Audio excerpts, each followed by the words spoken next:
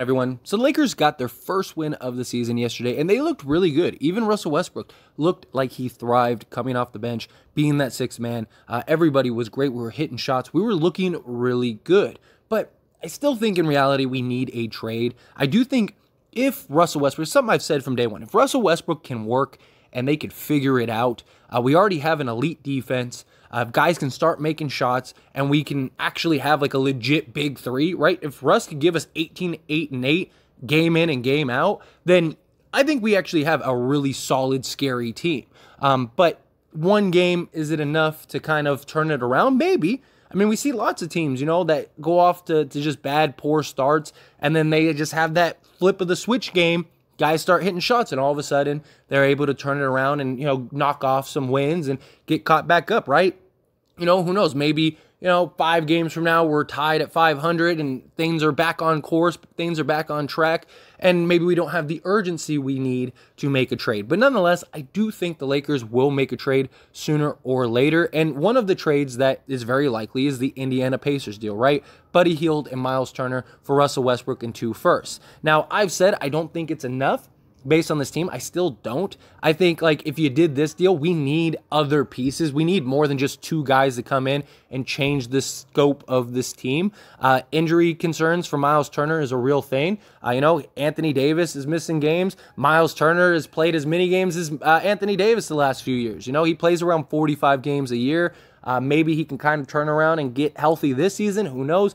Buddy Hield would absolutely help with the three-point shooting. The guy's shooting lights out so far for the season. But we've seen guys shoot fantastic elsewhere come to the Lakers, and they just aren't the same shooters, right? They're just not that good under the bright lights that are the Lakers. And, not just that, but I don't think one shooter is going to be enough to solve all of the Lakers' shooting woes.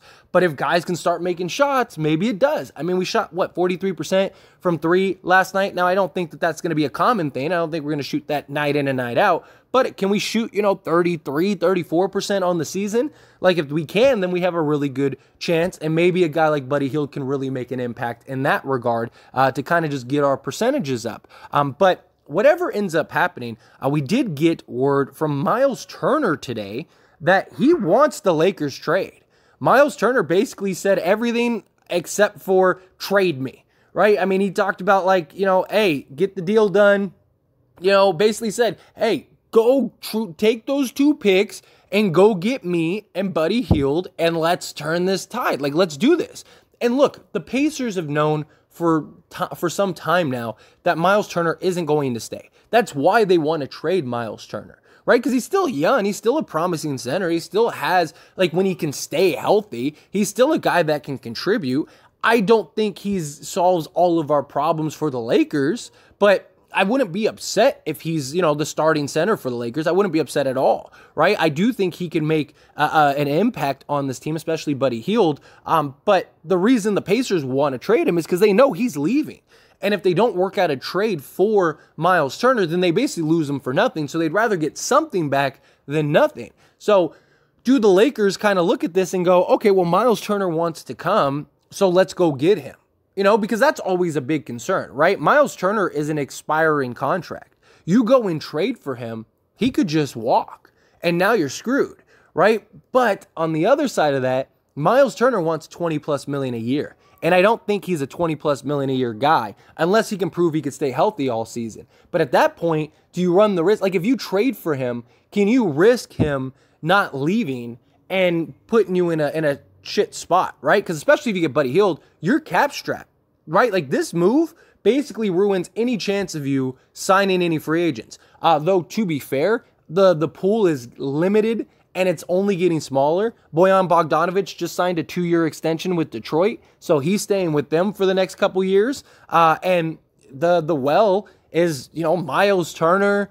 You have maybe Gary Trent Jr. if he doesn't get an extension. A lot of guys are going to get extensions before they enter free agency. So if you're the Lakers, you might be better off just doing it now, getting these guys now, rather than, waiting around and maybe you don't get them. And now you got a bunch of you're in the same situation this next year as you are this year, where you don't really have any impact guys. You don't have any really changes. You don't even have a guy like Russell Westbrook that can maybe turn the tide of the Lakers and actually be a contributor, especially if you can prove that you can make it work. Like, the Lakers might be in a really tough spot if they don't figure out a way to go get a deal done. Right? Because there's no guarantee that Kyrie's coming or that you're going to be able to go get several free agents, because those quality free agents, they might be gone before. And the Lakers aren't going to have that much cap space, right? And some teams are going to overpay for guys because that's just what the league is. So the Lakers could be the odd man out when it comes to that.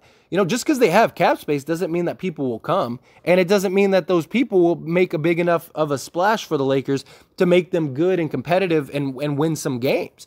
I don't think Buddy Hield and Myles Turner alone are enough to really change the tide of the Lakers. But can you work out maybe a 3-team deal? Can you work out, maybe you could trade, say a Patrick Beverley to go get a 3-and-D style guy, maybe a disgruntled sort of role player that wants to change the scenery or something, or somebody that just wants to, clear off some cap space. So maybe you take on some future salary because Patrick Beverley is an expiring deal. Maybe you can move Kendrick Nunn, although Kendrick Nunn, he's only making about $6 million this year, so you're not going to be able to get that big of an impact guy, because now you're talking, you could probably get a $8 to $10 million guy, where Patrick Beverley can get you an 18 to almost $20 million guy. So that's just a huge gap, huge difference in terms of what you could get of value in return. I know some people don't want to trade Patrick Beverley, but Patrick Beverley hasn't really been performing for us, not really hitting shots. He is solid. Don't get me wrong. He's playing great defense, and he's really kind of, being one of the vocal leaders for this team. But I don't think they're going to be they lose Patrick Beverley and the wheels fall off. I just don't, especially if you can get a guy that can knock down shots and provide some defense and really help this team. I think it's possible, or maybe you just trade for Myles Turner. Maybe you don't get Buddy Hield and you just trade for Myles Turner. Maybe you take you take Patrick Beverley and Wenyen Gabriel in 1 first and go and get Myles Turner, and then you hold on to Westbrook and you try to work out a deal to go get Russell Westbrook. Go get a Russell Westbrook trade. Find somebody that is willing to take just 1 first. The fact that Myles Turner has said, that they should take a hard look at the trade. It's not very often that you hear players talk about their own trade destination, right? And their own trades. Usually they're very quiet about that.